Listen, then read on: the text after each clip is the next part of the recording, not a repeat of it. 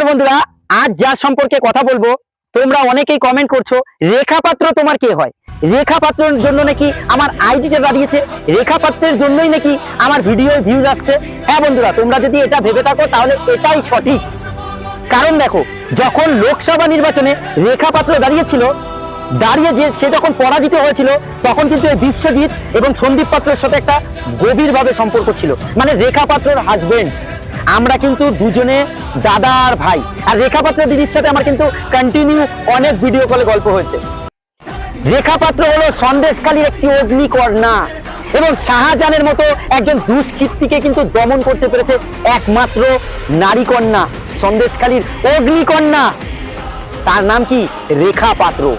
রেখা পাত্র কিন্তু সেই ইলেকশনে জিতেই গিয়েছিল, তাকে কিন্তু পার্সিয়ালিটি করে হারিয়ে দেওয়া হয়েছে। কিন্তু রেখা পাত্র কি কখনো থেমেছিল? না, থেমে থাকেনি। তার মাথায় হাত ছিল যশস্বী প্রধানমন্ত্রী নরেন্দ্র মোদীজি, তার মাথায় হাত ছিল আমাদের এখন রাজ্যের মুখ্যমন্ত্রী শুভেন্দু অধিকারী স্যারের। সে কিন্তু ভেঙে পড়েনি। সে যখন হেরে গেছিল না, সে কিন্তু ভেবেছিল যে আমি হারিনি, আমি জিতেছি। তার মনে সেই শক্ত সাহসটা ছিল। তাকে কিন্তু এই যে 2026-এ আবারও তাকে বিধানসভায় টিকিট দেওয়া হয় হিমালগঞ্জে থেকে, এবং হিমালগঞ্জে সে কিন্তু বিপুল পরিমাণে ভোটে জয়লাভ করে আজকে কিন্তু তিনি রাজ্যের প্রতিরক্ষা দমকল মন্ত্রী। ভেবেছেন একটা নারী চাইলে কি না করতে পারে? সেও কিন্তু পরিচারিকারই কাজ করতো লোকের বাড়িতে, আর তার হাজবেন্ড সেই সেকেন্দ্রাবাদে রাজমিস্ত্রির সামান্য লেবার ছিল।